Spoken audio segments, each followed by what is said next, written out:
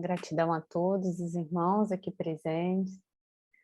Então, hoje recebemos a irmã Regina Medina para a palestra O Reino dos Deuses, com o título Reino dos Deuses. E essa reunião está sendo em conjunto com a Loja Teosófica Fênix de Brasília. Gratidão a todos que estão aqui. Regina, com você a palavra. Muito obrigada pela gentileza, pelo carinho de estar aqui com a gente hoje, de preparar esse material. Muito obrigada.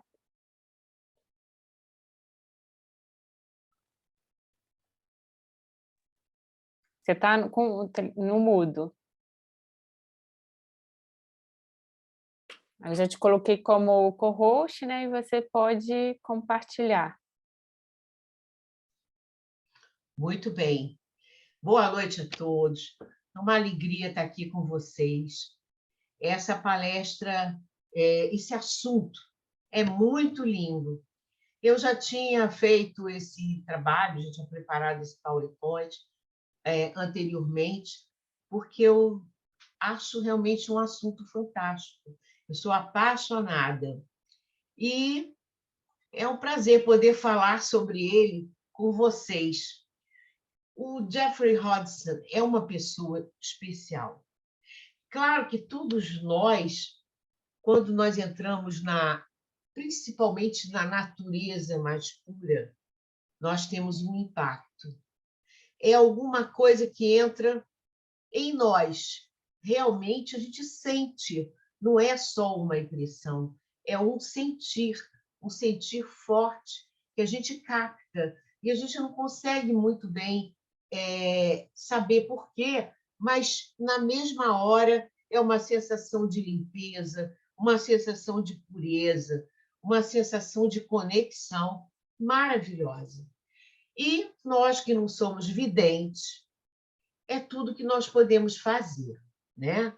Eu sempre conto que eu tive uma experiência que eu nunca esqueci naqueles Lençóis Maranhenses, que é um lugar assim que não tem, é só areia, água naqueles lagos, aquele som do nada.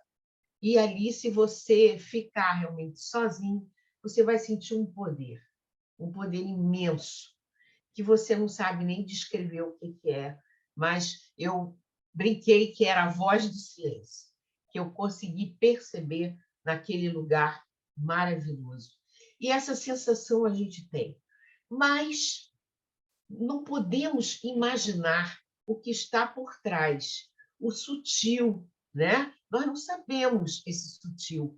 E aí é que entra esse livro maravilhoso do Jeffrey Hodgson, que é um teosofista muito especial. Esse livro aqui, Luz do Santuário, é uma coisa assim fantástica. Eu considerei este livro como continuação das cartas dos mestres. Para mim, surgiu essa identificação com esse livro que eu fiquei encantada. Agora, o Reino dos Deuses, que nós temos aqui essas duas capas, né? Uma antiga, outra mais nova, mas é realmente fora de série, porque é a maneira que nós temos de entender aquilo que está na natureza, aquilo que está escondido na parte sutil que a gente percebe, mas não vê. Bom, só uma dúvida. Vocês estão me vendo? Regina, a gente está vendo, mas não os seus slides. Você já compartilhou? Pois é, porque eu só estou enxergando os slides, por isso que eu estou achando estranho. Espera aí que eu vou voltar. Eu vou colocar aqui como compartilhamento, porque, de repente, não aceitou assim. Às vezes, dá esse tipo de problema quando a gente coloca mais de um host. Já aconteceu comigo, e acho que é o caso aí, a gente está com mais de um, é isso? Sim, mas você já tentou compartilhar e não conseguiu? Eu não estou nem enxergando onde diz que eu posso compartilhar, esse é o problema. Mas eu vou fazer de novo. Eu vou tentar resolver. Espera aí. não está me deixando. Boa noite. Boa noite, Edmar. Deixa eu dar uma boa noite especial aqui para o meu querido amigo, irmão Ives de Oliveira Melo. Que alegria te ver aqui, Ives. Acho que agora Olá, eu vou grande pedir. Edmar, que saudade de Que você. saudade, Quanto amigo. tempo. Que saudade. Muito bom te ver aqui. Agora sim, Regina. Agora foi? Então tá Sim. ótimo. Agora é só você colocar em modo de apresentação. O Edmar, o nosso irmão, o Ives, tem participado com a gente aqui no Get, Ah, dos coisa estudos. boa. Aham. Que beleza. Tem nos ajudado muito. Eu e Ives temos muitas histórias para contar. Não é, Ives? Oi, Edmar, tudo bem? Bom, agora Ives, tá, tudo gente? bom, Regina? Tudo bem. Sim, Agora foi, né? agora sim. Bom, Obrigada, Regina. Bom, eu aqui para começar, eu vou colocar então o Regina, se Jeff. você puder só voltar a anterior, porque você estava comentando das capas, mas a gente não chegou a Tá, ver. então tá. Acho que estão as Aham, duas capas sim. antigas, né? E aquela Luz de Santuário, que é o mais recente dele, né? Que é uma coisa linda. Para mim, eu sinto como continuação das cartas dos mestres, mas isso é uma coisa minha mesmo, né? Mas o que acontece? Nós não temos a capacidade que tinha esse irmão, né? Esse irmão que era vidente, que era um curador, que era um ser muito especial. E ele descreveu tudo que ele via, que ele estudou na natureza, e contratou alguém que desenhava, porque naquela época só tinha mesmo o desenho, né? Então a gente sente que os desenhos assim têm um estilo antigo, né? São mais desbotados, mas eles são muito antigos, são outras técnicas. Não existia isso que nós temos hoje em dia à disposição. Então, o Jeffrey Hodgson, inglês, morreu na Nova Zelândia, né? Ele foi morrer na Nova Zelândia. Muito especial. Vamos começar essa apresentação, já que nós estamos falando do reino dos deuses, então a gente vai fazer exatamente como é que esse reino é apresentado por ele no livro. Nós sabemos que existe o Altíssimo, o Supremo, o Imanifestado, Paramatma, o Absoluto, ou aquilo. Eu gosto muito do aquilo. Por quê?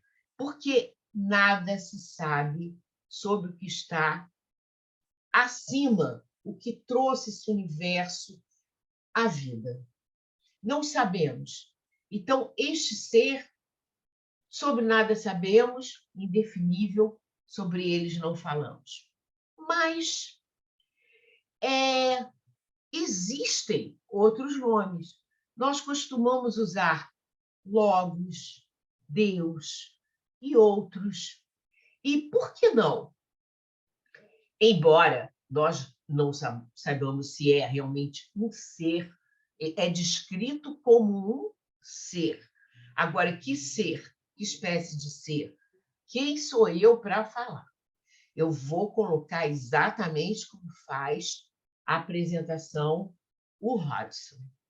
Bom, esses nomes, então, são empregados para designar um ser divino, onipresente, uma força vivificadora universal, vida subjacente, inteligência diretora no interior de toda a substância, de todos os seres e coisas, de nada separado. Este ser, vamos falar como se fosse um ser, se manifesta em todo o sistema solar como lei, poder, sabedoria, amor e verdade, beleza, justiça e ordem divina. Então, esse Logos solar, ao mesmo tempo, ele é imanente, transcendente do seu sistema solar, o Logos solar. Então, aí nós já estamos vendo que existe o Logos solar e existirão outros logos em outros sóis, sobre os quais nada sabemos.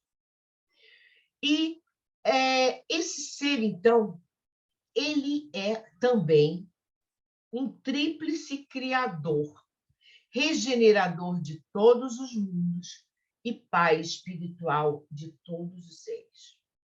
Aí, quando se fala num tríplice criador, a gente lembra, né, das trindades, que praticamente todos os estudos, né, falam de trindades. Todas as religiões antigas descrevem uma trindade, cada uma do seu jeito, mas é sempre uma trindade. Então, ele fala aqui que este ser, ele se desdobra, vamos dizer assim, como trindade. Então, no cristianismo, nós temos a mensagem. No princípio era o Verbo, e o Verbo estava com Deus, e o Verbo era Deus.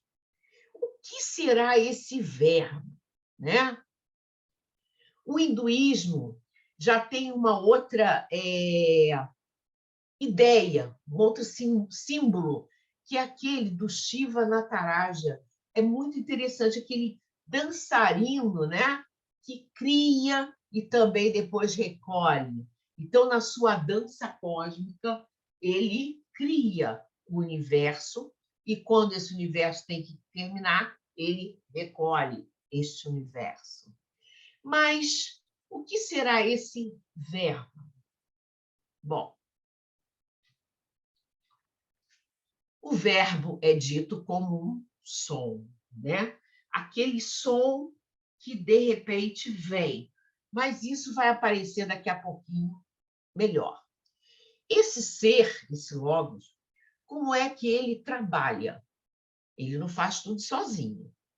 Ele trabalha com ordens de seres, né? De vários graus, que são de vários planos. Cada plano tem os próprios seres. Esses seres que são os deuses, os devas, os nomes podem variar, né? Então, essas ordens hierárquicas de inteligências totalmente diferentes do ser humano neste sistema solar, porém, já foram ou serão humanos. Essa informação é muito interessante. Então, esses devas, eles têm uma relação conosco no sentido deles fazerem parte de um ciclo, né, de evolução. Então, alguns já foram humanos e hoje estão em ordens muito superiores à humanidade, já estão com outros trabalhos. E tem aqueles mais ainda muito inferiores ao ser humano. Eles ainda estão numa outra ordem e um dia eles também serão humanos. Bom, então no Oriente eles são os devas, os seres brilhantes. Na Cabala eles são os sefiras e também são anjos no Ocidente.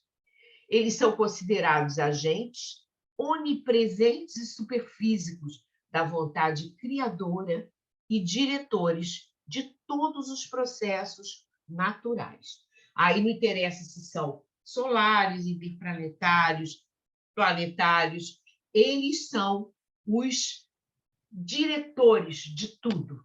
E, às vezes, trabalham, eles criam, eles moldam aquilo que vem de uma ordem de cima.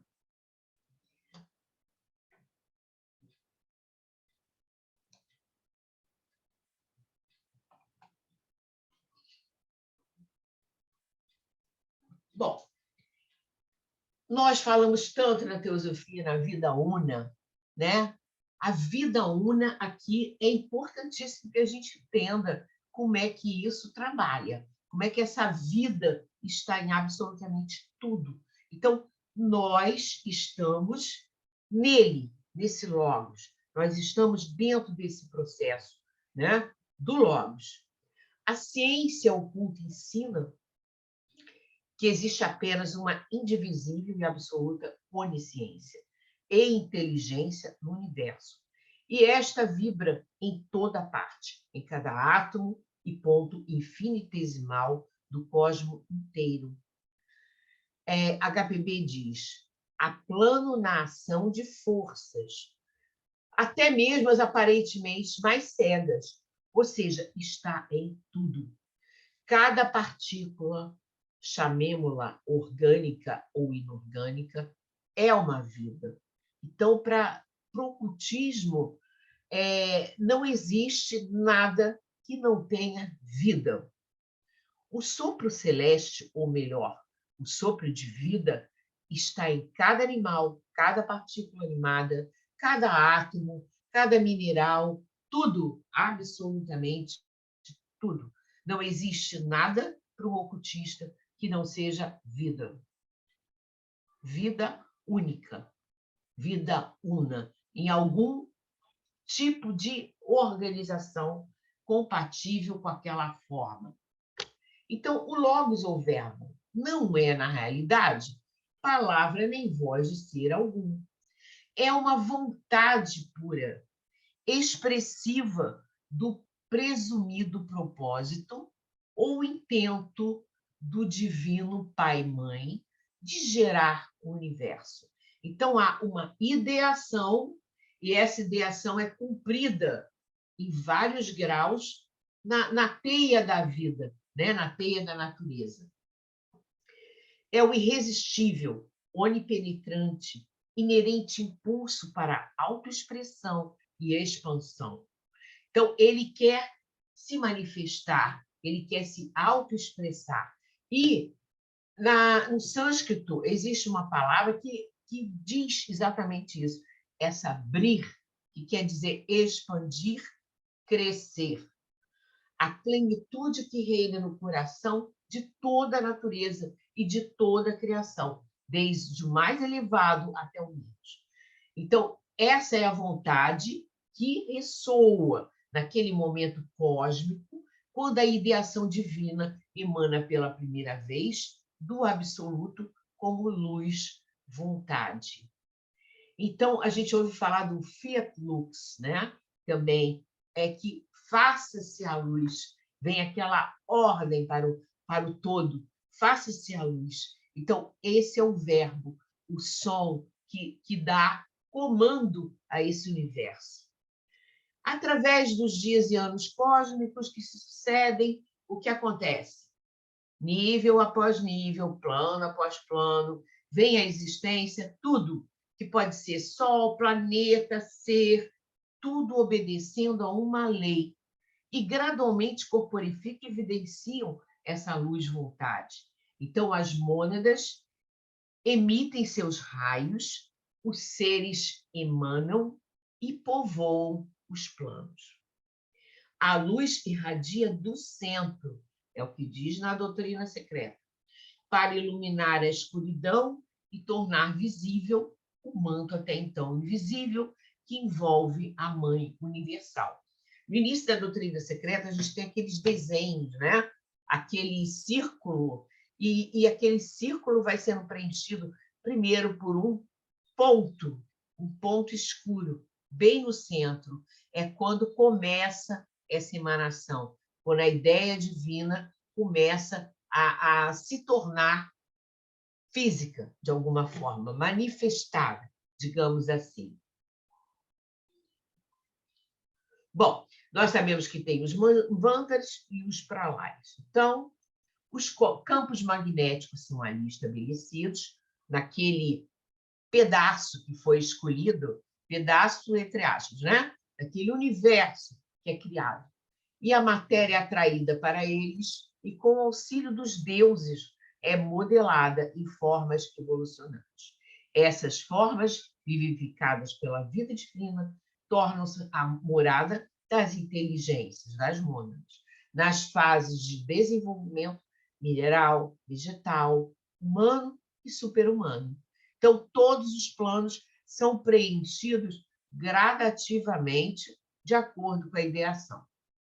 Como resultado de experiências nas formas, essas inteligências, ajudadas pelos deuses, gradualmente desenvolvem suas faculdades e poderes inatos, até atingir o grau de desenvolvimento estabelecido para elas e para as formas. Os deuses são assim concebidos como construtores de formas e assistentes da evolução da consciência. Esse é o trabalho dos devas. Em qualquer nível, em qualquer plano, só muda a graduação, mas esse é o trabalho deles. Quando este padrão foi alcançado por todos os seres, em obediência à lei dos ciclos, o tempo, o limite da manifestação objetiva foi atingido. Aí o que acontece? Todo o sistema solar é recolhido ao seu estado objetivo, que nós chamamos de pralaya. Então, um ciclo enorme de evolução, quando cada grupo, cada ser, cada mineral, cada vegetal atingiu o grau que deveria atingir, chega uma hora que o ciclo acaba e lá vai aquele, desaparece, né? Aquele dançarino cósmico recolhe todo o material e termina, então, essa manifestação, e é um período de descanso.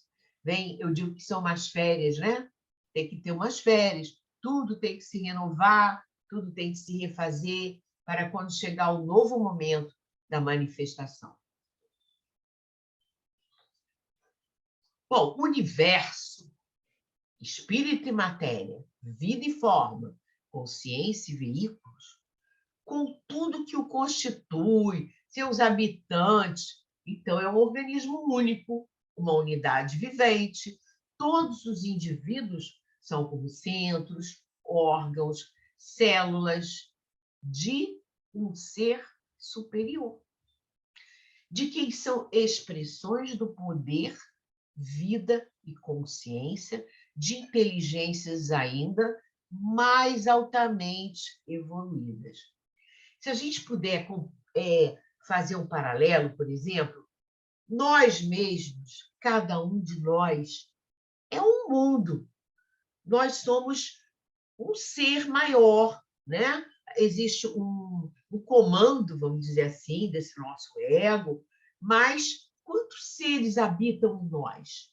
Como que nós vamos saber, por exemplo, quem é que mora no dedinho, quem é que mora num órgão? Mas nós sabemos que tem muitas vidas trabalhando, independente do nosso comando, elas sabem o que elas têm que fazer. Imagina se a gente tivesse que tomar conta de cada pedaço nosso, de cada ser que está trabalhando ali, né? Naquele nível seu, aquele átomo que está ali fazendo um trabalho que faz parte de um órgão. Enfim, a gente não tem controle. Esse mundo que somos só nós já está trabalhando sozinho. Da mesma forma, fazendo um paralelo, a gente vai crescendo, né, a nossa forma de imaginar, e nós vamos então ver que nós também, e tudo que existe, faz parte de um ser maior. Nós estamos nele, nós temos a nossa vida nele, e assim é. Por isso que Jesus Cristo falava que nenhuma folha cai sem que se saiba, sem que o Pai saiba o que está acontecendo. Então, nós estamos nesse todo, nós fazemos parte deste total, né? É isso que realmente existe. Então, esse sistema, que é hierárquico, que tem vários grupos, né, que controlam cada parte dele, culmina em um todo ser oni-inclusivo, que é a soma, a síntese de toda a criação, a suprema divindade, o ser solitário. Fisicamente, o universo ostenta exuberante variedade, riqueza de individualidade, de seres e formas aparentemente separados. Superfisicamente, entretanto, começa a ser percebido o princípio vital unificador. Espiritualmente, tudo é visto como o produto e expressão de um poder deífico, criador, sob a operação de uma lei imutável. Então, essa percepção ela vai crescendo em nós à medida que que nós espiritualmente vamos crescendo. Cada vez nós vamos percebendo mais. Por isso que, por exemplo, o estudo da vida una é tão importante para nós na teosofia, porque essa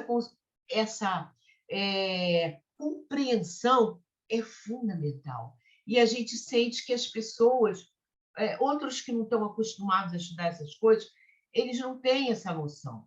Eles se veem como separados, eles imaginam um Deus que está lá fora, em outro lugar. É completamente diferente essa percepção. Bom, a fim de se manifestar, o único e supremo ser se expressa em 3 modos de atividade. É a Trindade. Os 3 aspectos, cada um. Isso aqui é muito uma explicação que eu só vi no Jeffrey Ross. Cada um desses aspectos se pode presumir encontrar expressão como um arcanjo, apenas levemente menor que esse ser solitário.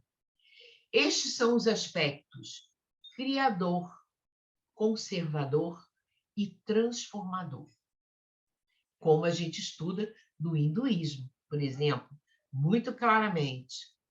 E potências criadoras masculina, andrógena e feminina. Uma dessas forças predominará em um dos arcanjos que a representam e presidem. Essas 3 emanações, por sua vez, unem-se em cada possível combinação para produzir uma cétupla autoexpressão da mônada divina.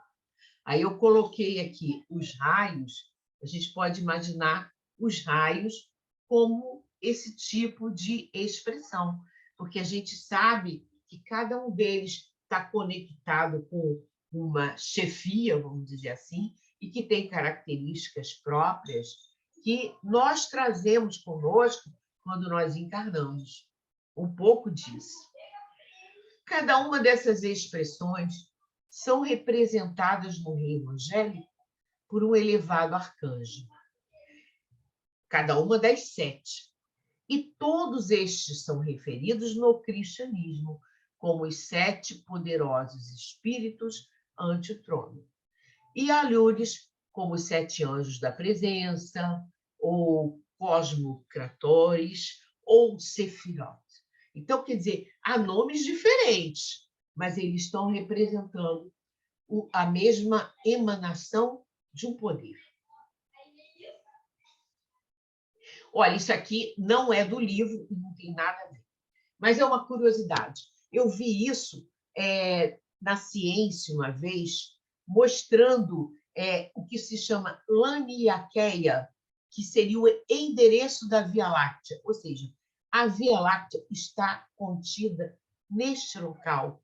Aqui diz que ela está no contorno laranja, né? Que esse contorno laranja marca as fronteiras do superaglomerado de galáxias, que é o lar da Via Láctea, no ponto azul. Existe um pontinho azul ali, que é a Via Láctea. Então, gente, a complexidade do universo é impossível para nós. Agora, o que eu achei muito lindo é essa imagem. O que essa imagem lembra? Não lembra um Deva? Lembra um Deva espetacular. E isso aí é o endereço da Via Láctea, como diz aqui, e isso é ciência. Isso não tem nada a ver com o livro do Hodgson.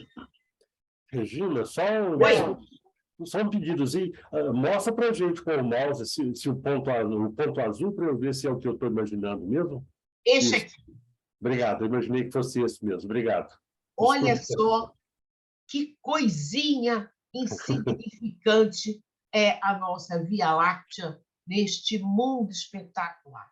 Isso é para a gente ter uma pequena noçãozinha do que é o universo, né? E da nossa importância também, né? E na nossa grande importância, né? É isso aí.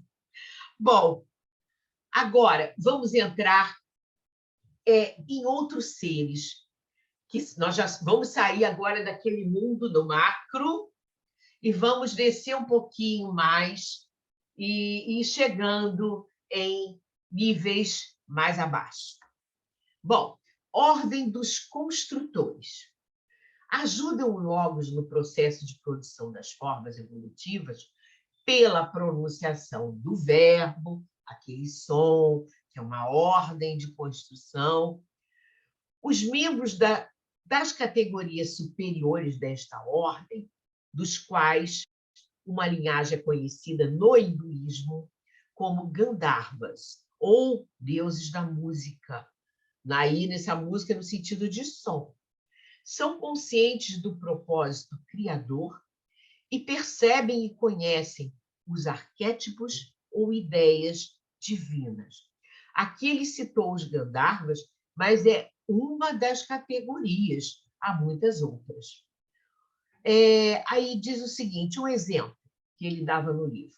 O ouro pode ser considerado como produto físico da energia criadora, vibrando na frequência em que o ouro se manifesta em termos de força. Então, tudo é assim, se manifesta de acordo com uma frequência, uma vibração, e, no caso aí, um mineral que é o mineral mais importante para nós, né? E eu coloquei aqui um dos desenhos do livro, né, do Jeffrey Robson, o Deus de um filão de ouro. Interessante, né? Só podemos olhar mesmo as figurinhas.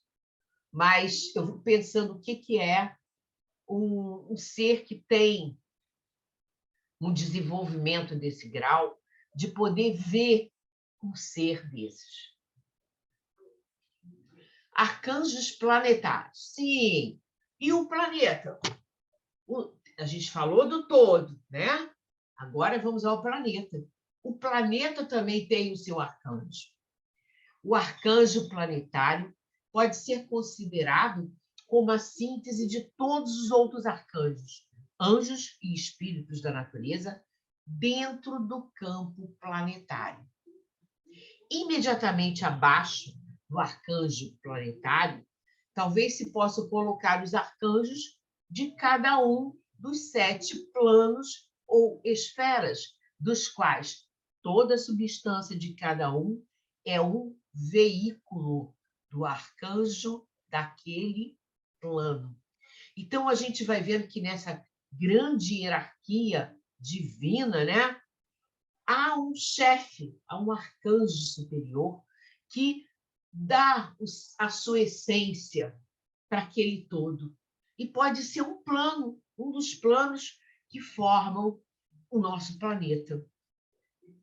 Eu acho isso, assim, lindíssimo, essa concepção, essa percepção que o Jeffrey Hodgson nos passa de coisas que estão na doutrina secreta e outros lugares, mas ele tem uma outra linguagem para mostrar. E, à medida que tudo vai abaixando, né, nos planos, nós temos aí os seres, os devas da natureza. Nós temos aqueles seres que colaboram com a nossa natureza em tudo. São os construtores e os mantenedores da nossa natureza. Então, sabemos que existem 4 elementos, né? Não, na realidade tem mais um, tem o etérico também. Mas então, nós temos água, fogo, ar, né? E outro qualquer mesmo, deixa eu me lembrar, terra e terra. Então, esses seres são ligados a esse elemento. E é interessante que não tem uma mitologia, um folclore que não fale deles. Há diferenças na forma de retratar, mas eles são falados desde lá da antiguidade. Não tem uma mitologia que não tenha. embora com diferenças grandes às vezes, né? A gente sabe que, por exemplo, até o sufismo, as religiões, né, que não são muito chegadas a essas coisas, mas guardam também os djinns e seres também da natureza que estão na tradição antiga. Eles não falam muito nisso, mas está lá, existe. Nós aqui no Brasil também temos a mãe d'água, temos o saci. Eu vou contar uma coisa engraçada para vocês. Isso é tão forte, isso fica tão entranhado em nós, nas histórias que a gente ouve, né? Que eu, por exemplo, adorava ler história do Monteiro Lobato. E uma das histórias que mais me impressionou é uma que fala de como nasce um saci, onde que ele mora e onde aquele senhor, né, o tio, como é que é o nome dele? Tio Barnabé. O tio Barnabé, que entendia de floresta e de seres misteriosos, ele ensina, né, ao menino Pedrinho sobre esses seres. E ele falava que o saci ele nascia no redemoinho. Então, a criança lê isso e é uma coisa que fica marcada dentro. Eu me lembro que quando eu, já adulta, burra velha, né, uma das vezes que eu fui lá para o ITB, a gente vinha vindo de Kombi, né? E, de repente, começou um redemoinho. Eu nunca tinha visto aquilo na minha vida. Aquela poeira, aquele negócio daquela região, fez um redemoinho que foi indo na frente assim da Kombi, né? Gente, eu olhei aquilo no mesmo momento. O que veio na minha cabeça? A história de Saci. Eu nunca tinha visto o redemoinho e veio na minha cabeça a historinha que eu lia quando eu era criança. Eu ficava fascinada com a história do Saci. E assim é. A gente é fascinado com as sereias, né? Fascinado com os gnomos, os anõezinhos, aqueles gnomos, as fadas. Isso faz parte do nosso eu interno. E a gente, desde criança, entra em contato através das histórias. E isso é muito importante. É uma forma da gente já preparar as nossas crianças para esse mundo sutil que eles não veem, mas que existe. Então, eu não assim entrei nos detalhes dos devas, um por um. Eu acho que isso é uma coisa que é fácil de achar em qualquer lugar, né? Como é que eles são, cada um deles, mas eu vou citar assim um pouquinho deles, né? Então, onde que esses espíritos da natureza vivem? Eles vivem no etérico, né? Ou o astral, e eles depende do grau, né, de importância deles. Uns são mais elevados que outros. Mas eles são não individualizados. Eles constituem a mais ínfima ordem da hierarquia das hostes angélicas.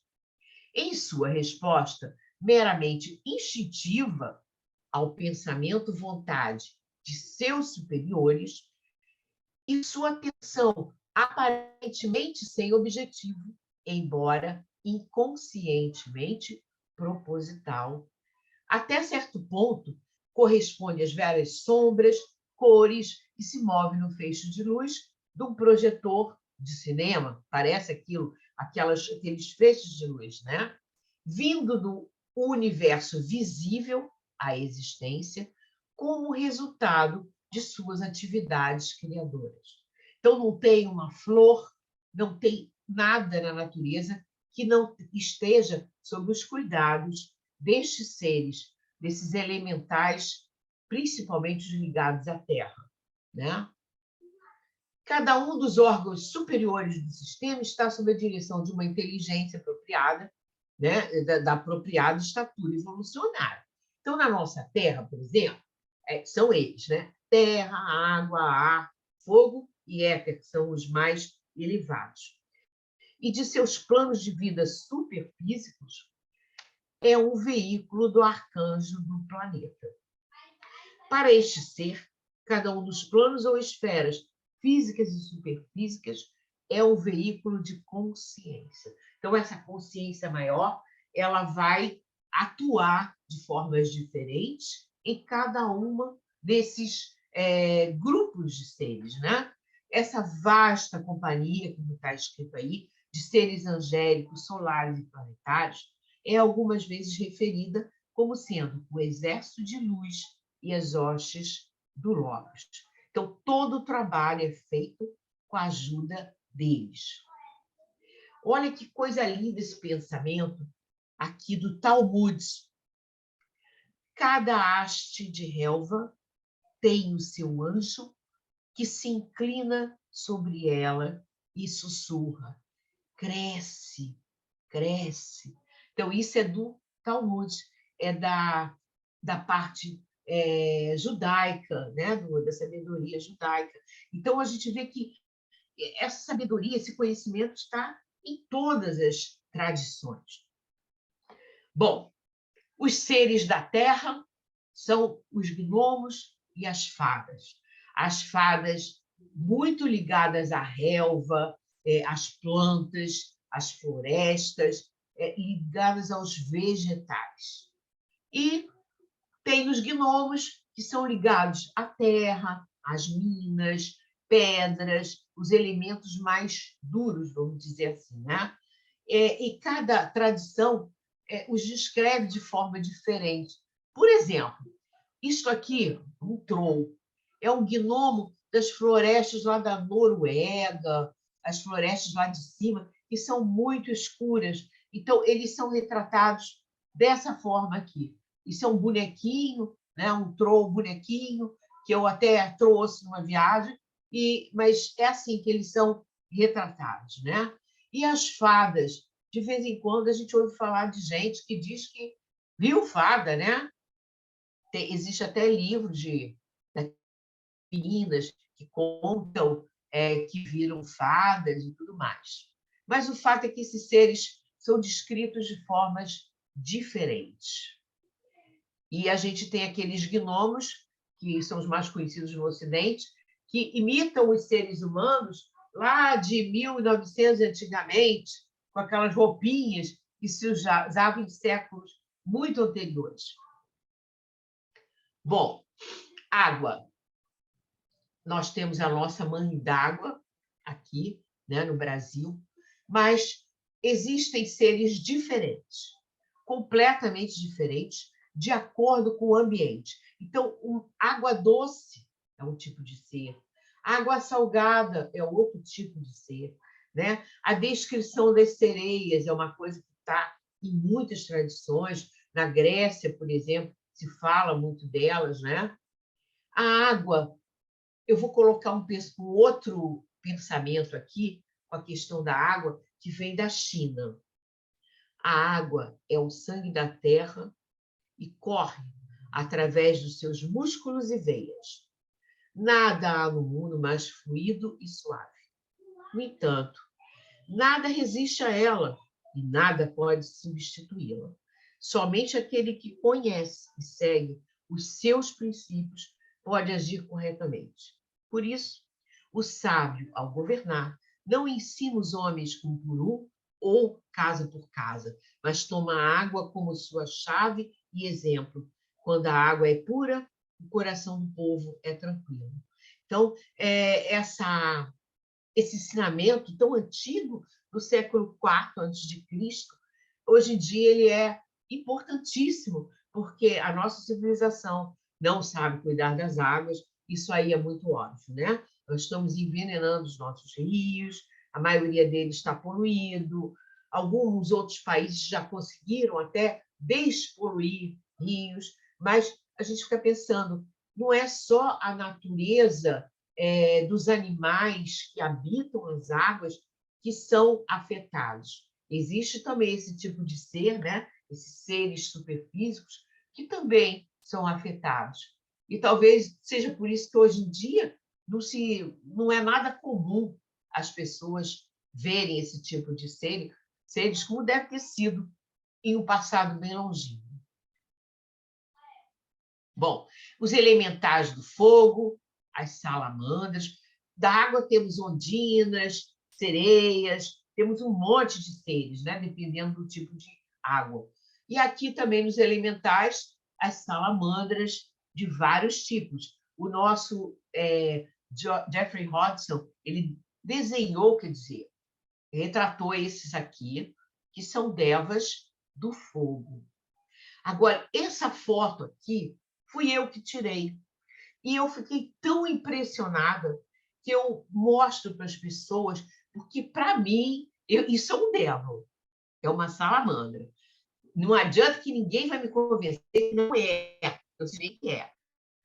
Como é que apareceu nessa foto?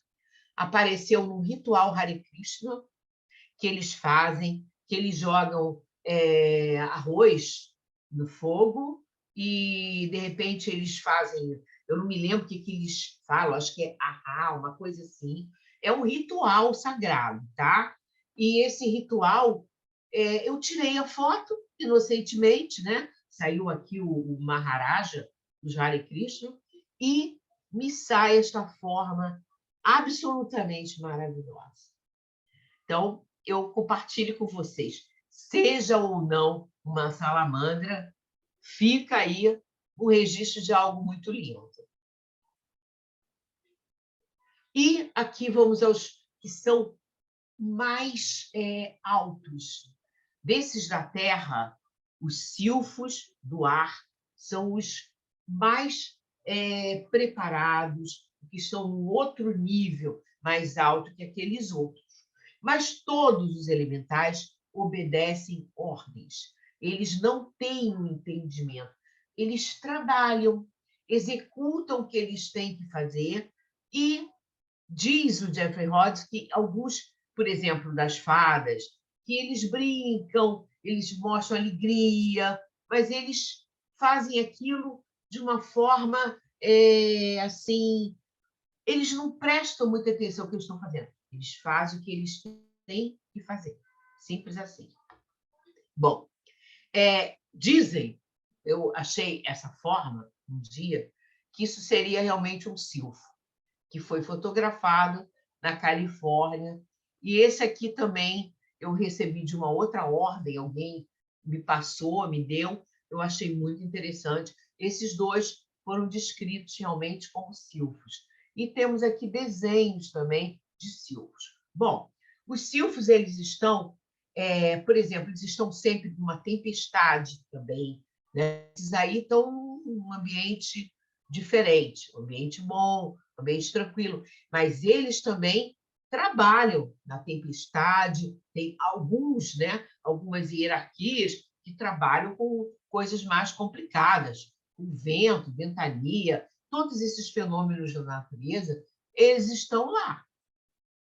Eu, pelo sim, pelo não, quando entro no avião, eu mentalizo os silfos, peço licença para entrar no espaço, espero que eles abram para nós os caminhos. Também faço a mesma coisa quando entro numa floresta, quando eu entro no mar. Eu jamais vou deixar de saudar os espíritos da natureza. É uma coisa pessoal.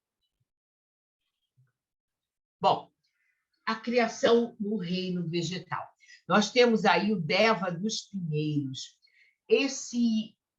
Os pinheiros são das árvores mais evoluídas. É a árvore que daqui a pouco essa essência vai já passar para o reino dos animais. Dizem que os pinheiros estão entre os mais evoluídos. Bom, nada que existe é verdadeiramente inanimado. A vida está presente em todas as formas. Cada semente, especialmente cada germe, é imbuído ou animado por uma energia vital que faz germinar e desenvolver segundo sua espécie. O despertar ou incitamento sazonal para a vida em um solo apropriado produz algo sutil, equivalente ao som também, que é ouvido nas regiões elementais circundantes de crescimento. Haste, broto, folha, flor, tem a sua nota, o chamado específico, ao qual o construtor apropriado responde. É aquilo que diz lá no Talmud, que eu li para vocês. O som é o meio pelo qual a forma arquetípica da planta, latente na semente, nas mentes de uma ordem superior de espíritos da natureza, é projetada do nível etérico como uma forma modelo. Surgem diferentes células vibratórias e, a seu turno, tem que se construir o caule, o broto, a folha, a flor, e os correspondentes construtores chegam, então, para trabalhar em sua tarefa especial. Provavelmente, cada ordem tem a sua tarefa específica. Isso aqui agora vai ser mais muitas fotos, né? As dríades, os espíritos das árvores. Esse nome dríades vem da Grécia. Então, os gregos já sabiam que existia um ser em cada árvore. E esse ser, segundo diz o Jeffrey Hodgson, ele pode se afastar um pouquinho da árvore. Ele é um ser mesmo. E ele pode ser visível para quem tem uma visão, né? E ele se afasta um pouquinho da árvore. Não muito, mas existe um campo de espaço. Aqui um deva das samambaias, os devas das montanhas. Ele diz que esse aqui é associado ao prano. Aqui um outro da África do Sul, esse do Cabo da Boa Esperança, ou seja, ele estava sempre observando e retratando aquilo que ele via.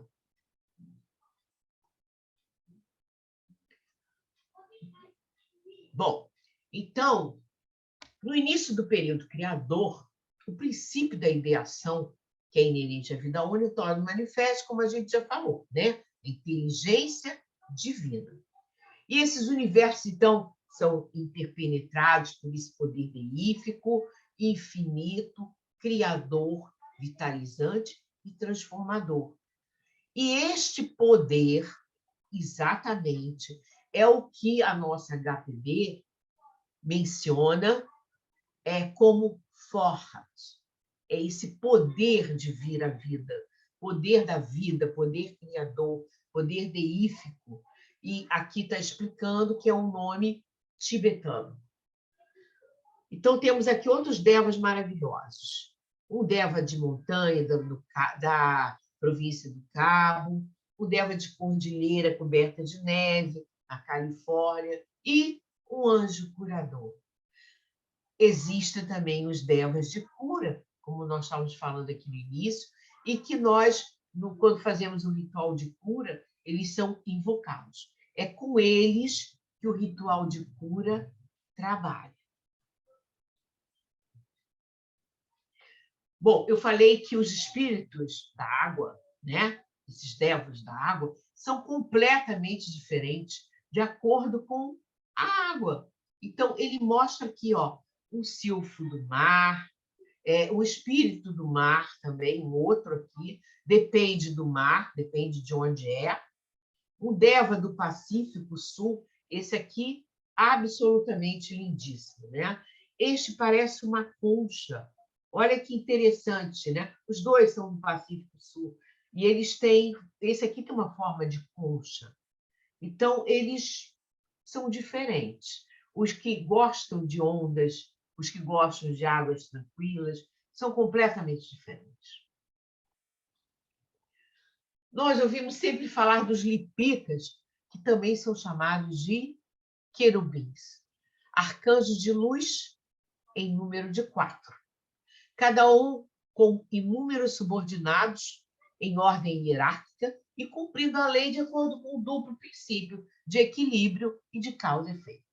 Então, esses 4 são às vezes chamados lipicas, e inteligências excelsas, que administram a lei kármica. Ou também, às vezes, aparece com o nome de arquivistas ou devarajas dos 4 pontos cardeais. Estão personificados no Egito, né, como um grande legislador, e os 4 filhos de Horus, no judaísmo como querubins, também no cristianismo, eles são atribuídos à ordem de anjos, conhecidos como guardiães. São personificados como anjos arquivistas, que em um grande livro escreve as ações dos homens pelas quais estes são julgados. Administra a lei kármica neste planeta, a fim de levar a efeito o maior progresso evolucionário possível e a mais estrita justiça para cada indivíduo. Eles e seus agentes planetários, os karma-devas, devem ser incluídos entre as hierarquias angélicas de nossa Terra. Então, nós que somos ocultistas, que estudamos essas coisas, nós sabemos que não existe acaso, que tudo está dentro de um grande plano, que esse plano tem a ver com a questão kármica, quer dizer, há um plano para cada um de nós, né? Aqui tem um Deva da Kundalini, o Deva da Kundalini, né? Com bastante vermelho, amarelo. Agora, também é um anjo nacional, ou arcanjo potentado. Os espíritas dizem, eles que dizem, que o nosso arcanjo se chamaria Ismael. Mas isso é só uma informação extra, né? Não é o caso do livro do Roger. Mas ele diz, sim, que cada país tem o seu anjo nacional, o seu arcanjo potentado. Então, esta inteligência está mais particularmente associada com os egos de todos os cidadãos da nação. Unifica-se com cada um, intensifica a força e vida espirituais do ego. Pode enviar um impulso até a personalidade que possa contribuir como um melhor preenchimento do Dharma e da evolução até a estatura de um homem perfeito. E aí tem o Geoffrey Robinson diz que a deusa Palas Ateneia seria o anjo nacional da Grécia, pelo menos até o fim da Idade do Ouro. Aqueles deuses que a gente ouve falar da mitologia, muitos deles são personificações dessas formas, como é o caso da deusa Palas Ateneia. Possui um completo conhecimento do karma, do dharma da sua nação e do desenvolvimento ideal para o qual é parte de seu dever, guiar e inspirar o seu povo. Seu trabalho é o de estimular a evolução de sua nação e inspirar os seus líderes a tomarem decisões no sentido de auxiliar o preenchimento do Dharma nacional. Então, existe um karma nacional, existe um Dharma nacional, existe um arcanjo responsável pelo nosso destino, que sabe exatamente aonde nós devemos chegar em termos de evolução, e isso tudo faz parte do processo. É interessante que amanhã o nosso país está fazendo 200 anos, né, de formação. Então, a gente pode imaginar que não foi à toa que esse país foi formado, que existiu um plano, né? Deveria ser criado essa nação tinha que ser criada com características especiais, por seres de N tipos, mas que teriam um Dharma, um karma associado a ela. Então, é interessante a gente ver isso também.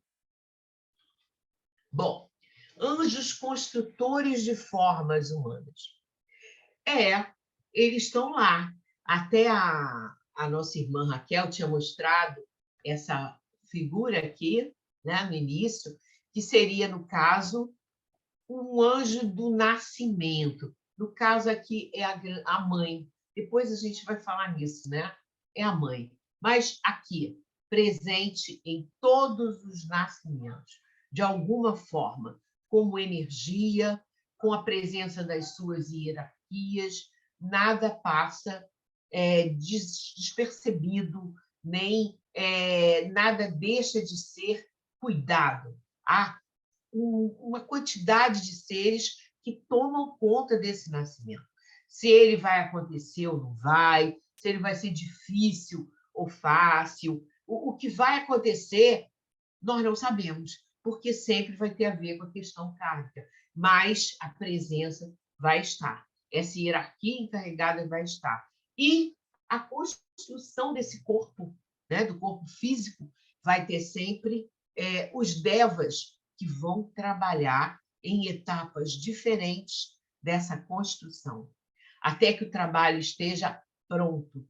Porque no momento que o trabalho está pronto, aqueles devas da construção se retiram, mas aí já vem outros que vão ser responsáveis pelo nascimento e a proteção e outras coisas.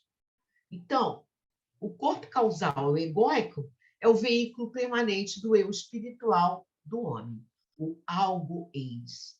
Pode ser concebido como um arquétipo microcósmico. É o veículo para a expressão do poder criador monádico. Então, quando o poder ele entra quando há uma forma para ele se expressar. Tem que ter uma forma, mesmo que ela seja, vai começar lá no bem sutil, né, até chegar no físico. O átomo físico permanente é ligado por um anjo à célula gêmea recém-formada. Esta presença do átomo permanente, vivificado pela energia descendente, egóica e criativa, ou força-verbo, microscópica, comunica ao gêmeo organismo celular um ordenado ímpeto biológico que faz com que, de fato, ele cresça segundo o verbo, segundo a vontade que foi expressa para aquele ser. Homem, conhece-te a ti mesmo. O Logos e o homem não são somente unos em essência, mas tudo que há no Logos, inclusive o sistema solar, é inato no homem. Ou seja, nós temos dentro de nós o universo, o sistema solar, pelo menos, né? Vamos dizer que o sistema solar, mas porque é a nossa casa, né? É o sistema solar e o planeta Terra. Então, essa energia está dentro de nós. Nós somos um microcosmo também. Então, cada um dos nossos 7 sentidos físicos, 2 dos quais ainda desconhecidos para a ciência profana, e também cada um dos nossos estados de consciência, estão neste plano. Eles correspondem a um dos 7 planos cósmicos, desenvolvem e usam um dos 7 supersentidos, e estão diretamente em conexão e sob a influência direta de cada um dos 7 planetas sagrados. Então, gente, tudo conectado, tudo. Cada pensamento, emoção, tudo que acontece conosco, o estado de consciência, tudo tem a ver. Aqui está mencionado vigília, devaneio, sono natural, sono induzido ou transe, psíquico, superpsíquico, puramente espiritual. Tudo isso vai corresponder a um nível superior, né? É a conexão que a gente vai abrindo à medida que vai evoluindo. Aqui estamos só as conexões que a gente vê dos corpos, né? E interessante, a gente viu ali que o corpo físico é construído também pelos anjos, pelos devas. Bom, existem os elementais também que estão dentro do nosso corpo.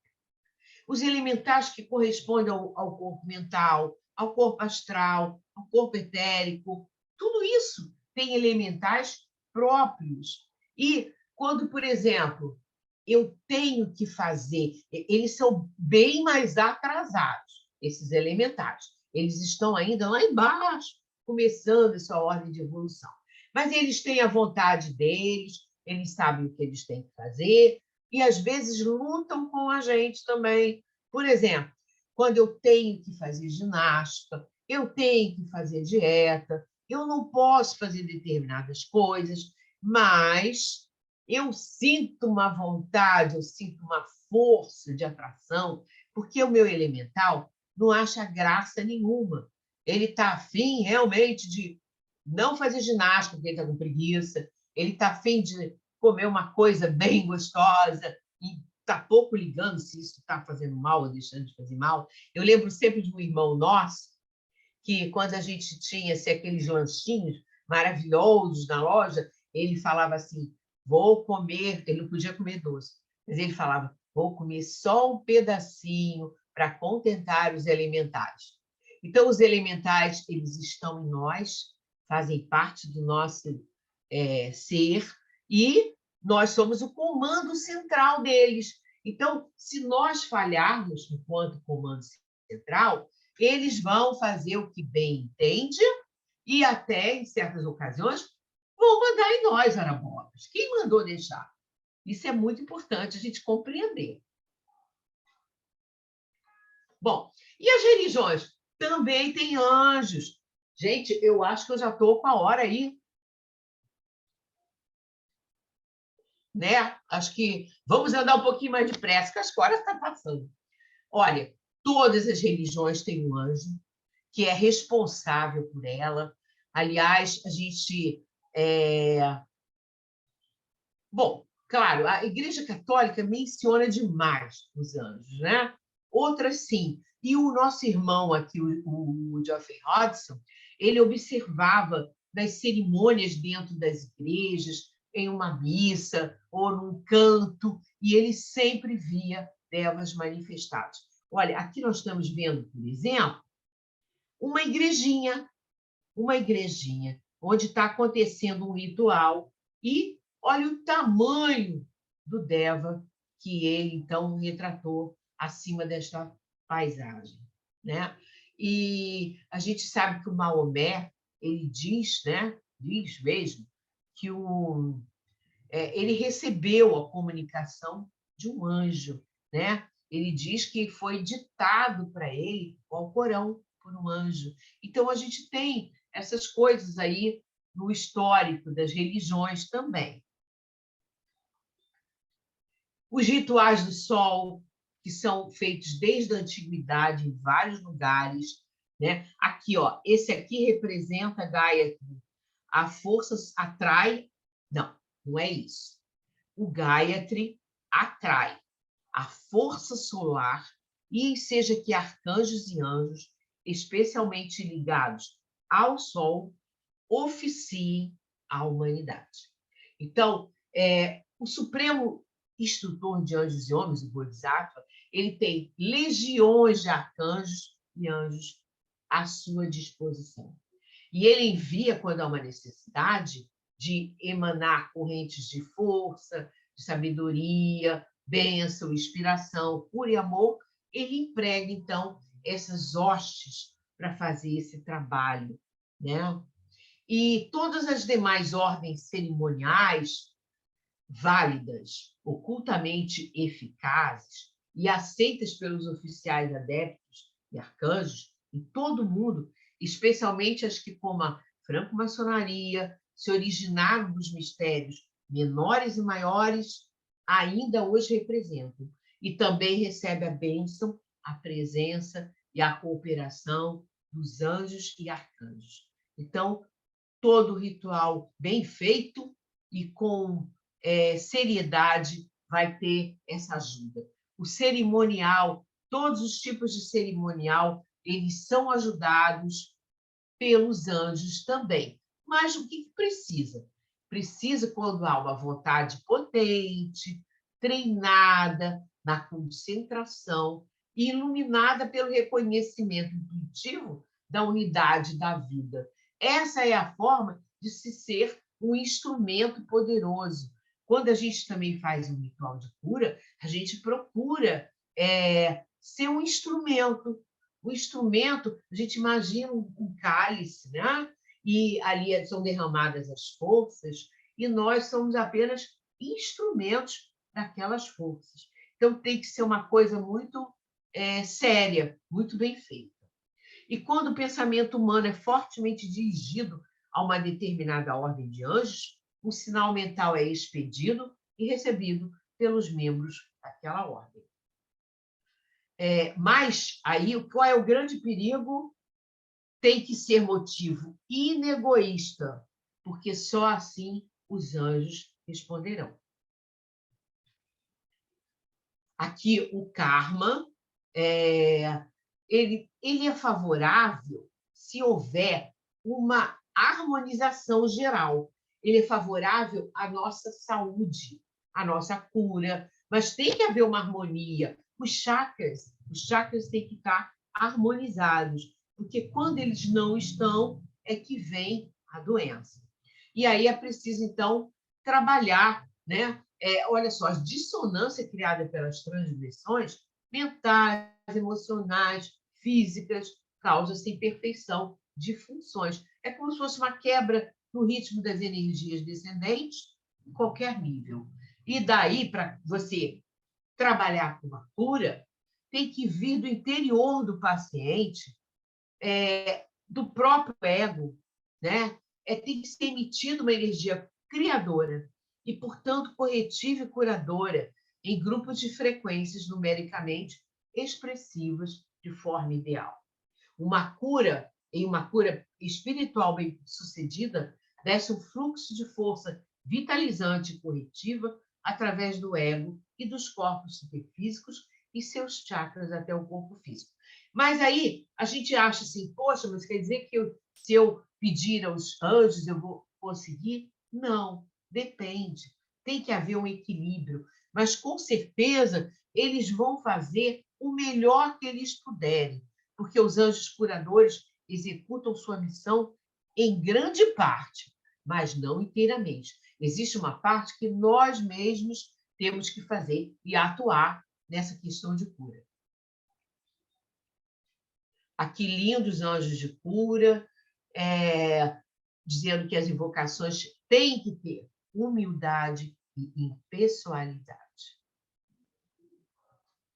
Anjos da beleza, devas rosados, lindos, com cores parecidas com rosa, semelhantes, né? E que eles são muito parecidos com a forma humana, né? E eles transbordam amor, né?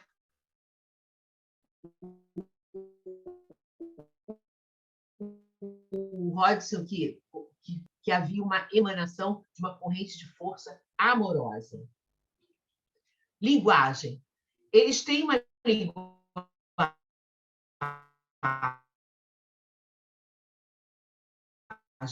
mas é uma simbólica, colorida, onde cada letra e sílaba é a expressão de uma verdade básica, instintiva e natural. Então, essa é a linguagem dos anjos. Ela é instintiva e natural. Ela é de percepção. Ela não precisa de som, de falar, de nada disso. Crista resplandecente. Olha só que lindo esse anjo aqui. Essa crista é como se fosse um halo, né? Um halo de luz. Aliás, muita gente que via os anjos que dizia que via asas, também essas asas, na realidade, eram jatos de luz, né? Então, essa crista resplandecente que aparece nesse Deva aqui, né? E outros também, claro, é chamada no hinduísmo de Shikandina, né? Uma coroa de ouro, um brilhante halo de luz que mostra a atividade mental daquele ser. Temos os Arupa Devas, que não têm forma, os Rupa Devas, que têm forma. Então, são vários tipos de seres, né? E esses Rupa Devas, suas mentes são universais e seus corações pertencem à vida única, do qual são corporificações impessoais. E os Arupa Devas, eles são absolutamente dedicados às suas tarefas. Bom, e o que é a magia? Magia é um processo de produzir resultados físicos, visíveis, determinados pelo pensamento-vontade treinado, do mago que encontrou uma maneira de comunicar-se com as inteligências angélicas apropriadas e conseguiu a sua colaboração. A magia tem sido, por isso, descrita como sendo o poder de falar aos deuses em suas próprias línguas. Aqui uma situação muito complicada da gente entender. Nós que julgamos as coisas como mal ou como bem, aqui diz o seguinte: as sublimes inteligências, os Dian-Shuhans, os arcanjos, anjos da Kabbalah, dirigem dois processos, tanto involucionário como evolucionário. E eles asseguram o triunfo do que eles estão dirigindo. Então, os que auxiliam no arco descendente tendem a ser encarados pelos homens como satânicos. Os ativos no arco ascendente são encarados como redentores, mas são poderes mutuamente equilibrados, trabalhando por objetivos temporariamente opostos. O diabo é a própria sombra que o homem vê quando dá as costas à luz. Então, essa representação, né, aqui diz que tudo está no mesmo contexto. São lados diferentes, trabalhos diferentes, mas do mesmo processo. Não tem nada separado. Tudo está no todo. E aí ele descreve aqui, ele termina, né, os deuses que ele mostra, dizendo o seguinte: o Deus parecia dizer: é na contemplação das formas exteriores da natureza que se deve aproximar da entrada do seu templo. Autoidentificação com a sua vida interior, profunda resposta à sua beleza exterior ou interior, eis os meios para ingressar no seu recôndito santuário.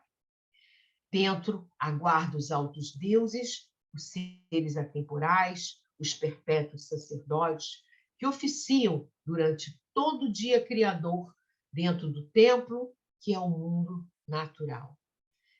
Então, ele coloca aqui a natureza, né, como um templo. O templo, o mundo natural, que é o templo desses deuses. Isso é muito bonito. E a mãe do mundo? A rainha dos anjos, o princípio cósmico maternal que está universalmente manifesto e todos os seus atributos conservadores e reprodutores estão ativos em toda a natureza. Então, vamos dizer assim, a representação maior da natureza feminina, do poder feminino. Fisicamente, se expressa tanto como polaridade química negativa, quanto como feminilidade de todo o mundo orgânico. Para o homem, é o invólucro áurico, a arca da alma espiritual, o algoides, o corpo causal, a matriz gestória do iniciado, o adepto. Então, não deixa de ser um dos nomes, o corpo causal, é um símbolo, né? Mas todas as religiões exotéricas personificam este princípio como uma deusa, uma mãe arcangélica de universos, raças, nações e homens. A mãe do mundo planetário é concebida em certas escolas de filosofia oculta como uma representante altamente evoluída e incorporação angélica do aspecto feminino da divindade. É também concebida como um oficial adepto do governo interno do mundo, em que todas as mais elevadas qualidades de feminilidade e maternidade brilham em sua mais completa perfeição. Isso é muito bonita essa ideação. Eu imagino que exista realmente um arcanjo, né, que represente isso. Nós aqui que fomos criados do cristianismo, e outras religiões também têm as suas representações, essa ligação, até que se você reza, se você medita nessa mãe do mundo, é um poder, né? E se a gente pensar, por exemplo, nas expressões de aparecimentos de Maria, né? Coisas muito bonitas e muito interessantes. Eu aconselho quem não conhece que pesquise e leia a aparição em Guadalupe, que é uma das mais espetaculares que já aconteceram, até com materialização. Então, nós não sabemos exatamente o que é, mas é a rainha dos anjos. É um ser com alta elevação e que tem muitos anjos trabalhando com ela, inclusive no nascimento, na morte. Se vocês prestarem atenção, todas as tradições antigas associam a uma deusa o nascimento e a morte, e também, às vezes, a cura. Isso é uma realidade. Bom, agora eu estou terminando, gente. Vocês desculpem se eu passei muito do tempo, mas é muito difícil a gente explicar um assunto tão complexo de um livro inteiro, né? Bom, vamos aqui terminar de uma forma bonita. Nós vimos anjo de nação e vamos pensar o seguinte, que nesse exato momento, os seres de luz trabalham para manter o equilíbrio da Terra, de todo o planeta, de todas as nações, e que nós devemos lembrar e agradecer.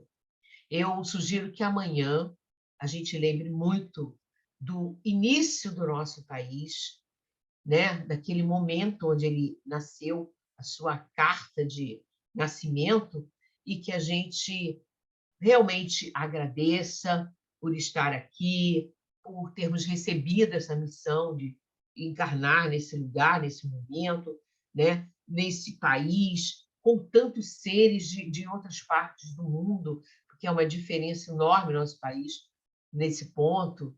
E eu gosto muito de história, eu acho linda toda a formação, lá desde Portugal, que veio dar no nascimento deste país. E nós sabemos que os Cavaleiros Templários estiveram muito ligados a toda essa ideação, né, dessa nação.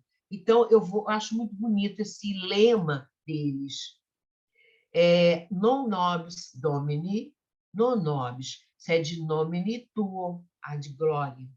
Não a nós, Senhor, não a nós, mas pela glória do teu nome. Porque nós não conhecemos o nosso Dharma perfeitamente, nós podemos intuir o nosso Dharma, mas não sabemos o karma e intuímos. E o que a gente pode pedir? Pedir luz, pedir evolução, continuar o nosso caminho, de acordo com aquela vontade que está em tudo. É isso. Então, termino aqui a minha apresentação. Peço desculpa por ter me alongado muito, eu acho que eu demorei muito, mas eu procurei fazer uma síntese grande, bem feita do livro, para que as pessoas possam também estudar por ela e ter algumas percepções. É isso. Obrigada a vocês pelo convite e fica o registro para estudo.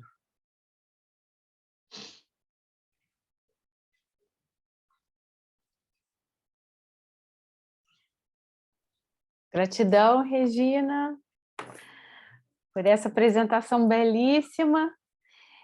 Na verdade, a gente também começamos um pouquinho atrasada, né? Então, na verdade, você nem atrasou, né? A gente que iniciou mesmo um pouquinho de atraso, mas essa rica pesquisa e a forma como você trouxe, né, esse livro para a gente, esse conteúdo, essa sua pesquisa é brilhante. Para a gente enriqueceu muito o nosso estudo. Eu vou interromper aqui o seu compartilhamento, tá? Para a gente poder olhar todo mundo, tá? E gratidão por essa preciosidade que você nos trouxe. A gente está aqui, né? Já passamos então do horário, então não sei se a gente consegue fazer muitas trocas, fazer muitas perguntas, mas tem uma aqui no chat que a Margarete pergunta: será que essa fala pode ter uma de suas traduções? Senhor, seja feita a sua vontade, não a minha? Essa que você trouxe agora, né, dos Templários. A tradução é essa mesma. Eles tinham esse lema, eles se colocavam à disposição das forças maiores, né? No caso deles era o Senhor, era Deus, era o Logos, era a forma que eles tinham de se colocar. Era o lema deles. Mas é um lema inspirador, como foi também para, sei lá, para os jesuítas, para os franciscanos, principalmente, né? Acho que os franciscanos têm muito essa coisa de serviço, de se colocar a serviço, com erros ou acertos, é uma coisa que a gente sempre pode fazer. Eu acho que na nossa vida mesmo, aquele momento que você não sabe o que vai fazer, não tem certeza exatamente das coisas, você se colocar numa postura de entrega e serviço. Eu vejo assim. Porque a gente não sabe, às vezes, do que está por trás das coisas, das verdades, até da nossa própria vida. Eu muitas vezes já dormi com um problema que eu não sabia nem como resolver, e eu fiz exatamente isso. Entreguei a vontade maior, pedi esclarecimento, e no dia seguinte, parece mentira, mas eu acordei com uma solução. Então, o que acontece? A gente não comanda, não sabe, mas a gente entra num todo, nesse todo aí que a gente estudou. Esse todo existe. E se a gente se coloca nele, a gente às vezes tem uma ajuda, uma percepção que no nosso mental, consciente, a gente não tem. Eu vejo assim. Obrigada, Regina. Aqui no chat também tem muitos comentários sobre a apresentação, congratulações, e foi uma pintura essa sua apresentação. Coloriu a minha tela mental, linda. Eu já achava esse livro lindo, né? Fui lá tirar, né, PDF dessas imagens no final, porque são riquíssimas. Essa sua apresentação, para mim, trouxe mais vida ainda, esse livro.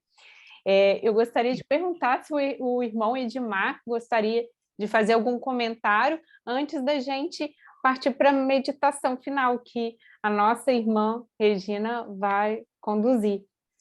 A gente já deixou isso combinado, no início ela vai fazer uma meditação final também especial, com uma oração do Geoffrey Rhodes. Oi? Assim sou, Edmar. Eu acho que Edmar ele não está ouvindo.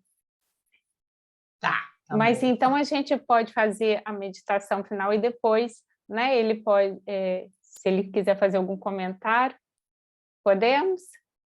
Sim. Você pode conduzir? Eu trouxe aqui para combinar com tudo isso que o Hodgson é realmente muito especial. É um ser, sei lá, que ele passa para nós essa coisa do angélico. Ele consegue passar através dos livros todos. O outro também, aquele do santuário, é uma coisa linda. Então, eu coloquei aqui uma oração que ele escreveu.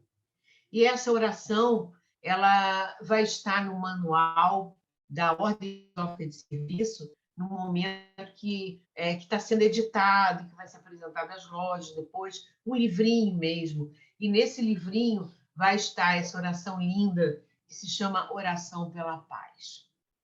Então, eu peço aos irmãos que coloquem o coração e a mente no serviço, nesse serviço que nós escolhemos para nós. Nós escolhemos estar servindo toda essa parte esotérica, esses seres todos que nós estudamos hoje, tudo da natureza, é o que nós temos que trabalhar com, cada vez melhor, da forma que pudermos. E o Jeffrey Hodgson, nessa oração linda, ele faz um pedido. Deus de muitos nomes, amado por todos os povos, te pedimos pela paz. Tu que vibras em cada ser, que renasces em cada forma, que te multiplicas na diversidade, conservando-te na unidade, te pedimos pela paz. A paz dos nossos lares, a paz das nossas vidas, a paz das nossas necessidades. Tu, que brilhas ao nascer do dia, que permaneces no escurecer da noite, te pedimos pela paz. A paz entre os homens, a paz entre os irmãos, a paz em todas as existências, a paz nos céus, a paz na terra.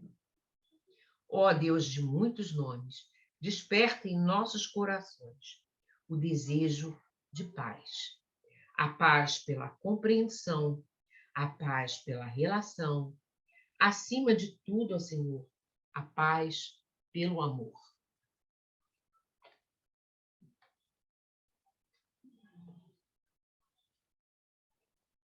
Paz a todos os seres, namastê, e que as bênçãos do alto clareiem os nossos destinos como pessoas, famílias, nações, com muito amor. Que tudo nos encaminhe para aquilo que é o bem maior e o plano maior que nós não conhecemos, não nos pertence. É isso que eu deixo aqui no final dessa apresentação. Sim, Paz a todos os seres. Que lindo, Regina. Muito obrigada, gratidão.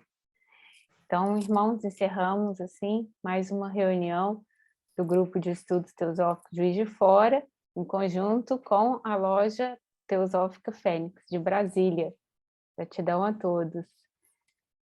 E gratidão a vocês. Obrigada por terem me convidado, por eu estar aqui com vocês falando desse livro maravilhoso.